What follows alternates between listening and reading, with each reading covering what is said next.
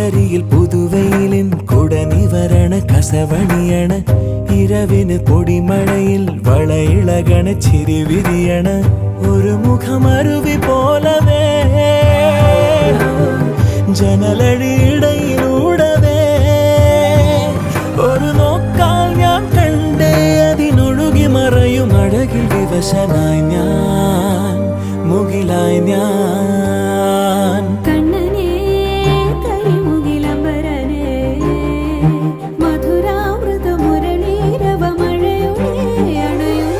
ഞാനോ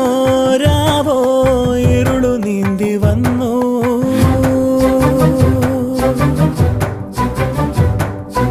ആരും